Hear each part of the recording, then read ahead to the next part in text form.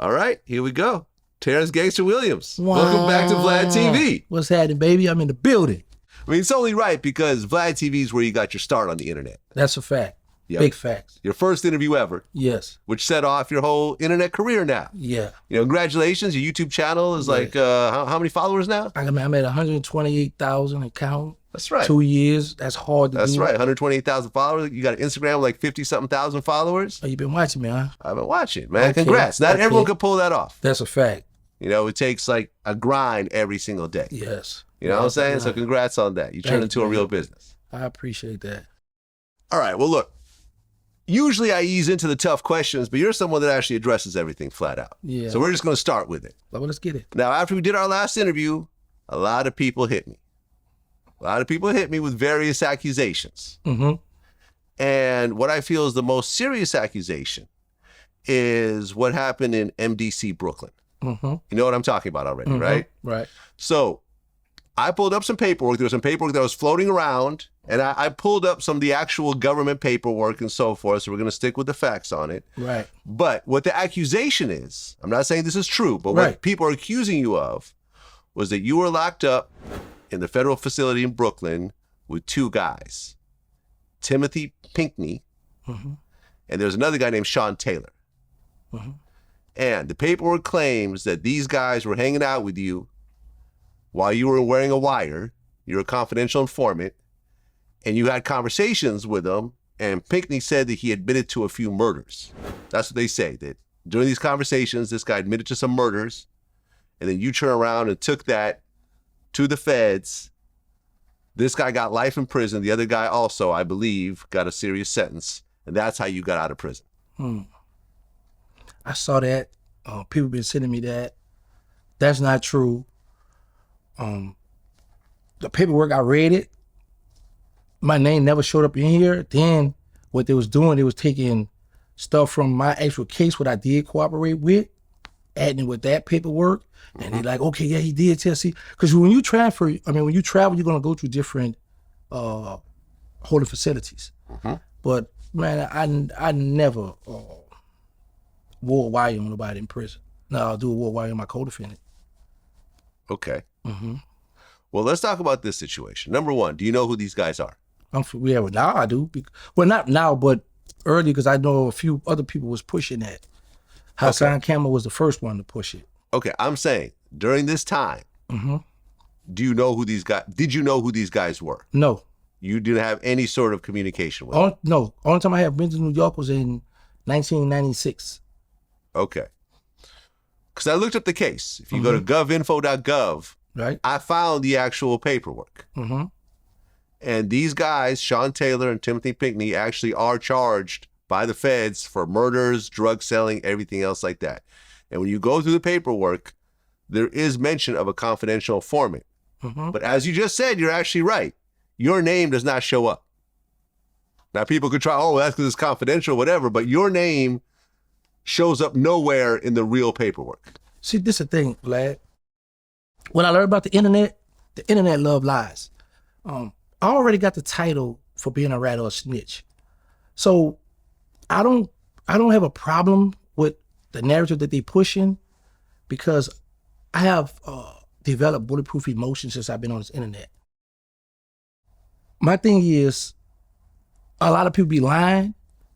They trying to, it's like, okay, we had this on them, so that didn't work, so let's go with this. They don't have nobody to come forward to say, yes, this man put me in jail. So they come with, okay, we're gonna go with this one. Okay, fine. Y'all wanna go with that? That's fine. I don't have a problem with that. Because at the end of the day, oh, you know, Bootsy say take the Gangsta off my name, so I'm Terrance Williams now. So I welcome all the trolls. If somebody come at me with that, Vlad, if they have a big channel, then yeah, I'll entertain it. But if it's a little channel, I'm not going to entertain it, because that's how I blew up.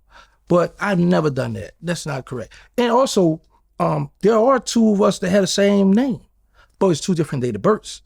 And the date of birth they have, I just recently changed my date of birth right before I got out the Fed. That's why I was like, oh yeah, they capping, because throughout my whole bid, all my paperwork is 1976.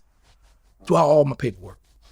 Well, there's the IG channel called Inmates. And they're one of the ones that posted this.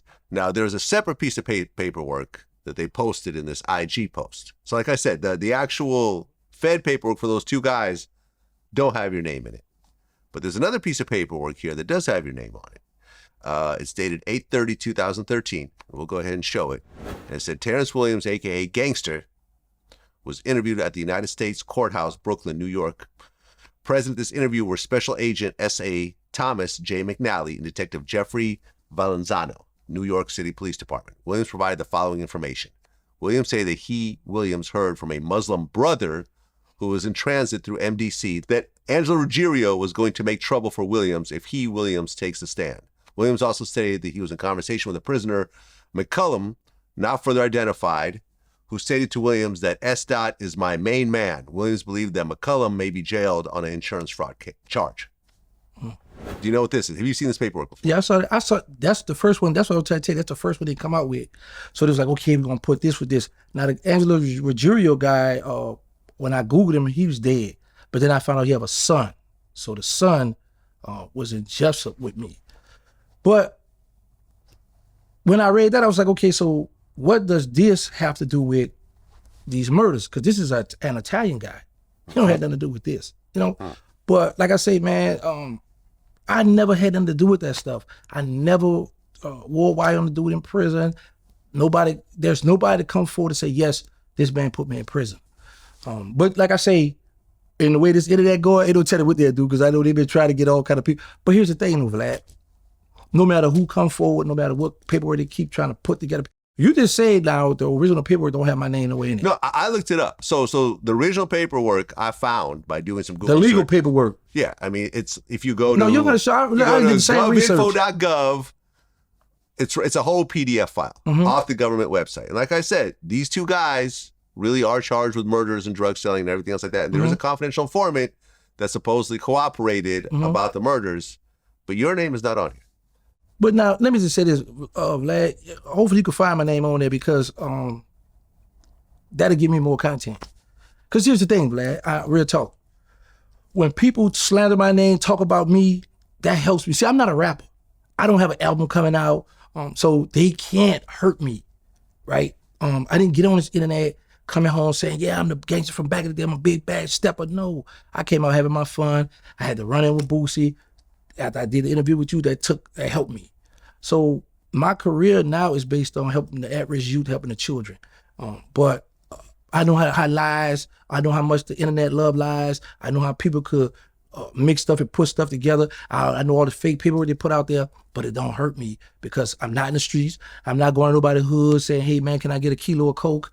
Can I get some marijuana? I'm not nobody's hood, so they don't have to worry about me, man. I denounced the streets of Vlad, but like, once again, I did not do that to them guys. I did give up homicide, I did cooperate with the government, but it wasn't against them people there. Right. And like I said, the paperwork doesn't have your name on it. And I'm not quite sure how InfoMinds is taking one unrelated piece of paper, putting with another, putting it with another piece of paper, and somehow building a bridge between these two. I just don't see it. Well, here's the thing, Vlad. Your name hold weight in this social media realm, you know. Vlad TV, everybody love Vlad TV. Let's get that straight. So when you speak, people gonna lock in and listen, right? Go back, look at the paperwork again. I need my name in there, because the minute you find that, yeah, he is rat, he hot, they're coming back to my channel, because my channel, my numbers be fluctuating, Vlad. So I don't care, I'm not tripping. Get some paper, hey man, bring it. I'm not tripping, Vlad. I'm enjoying life, Vlad.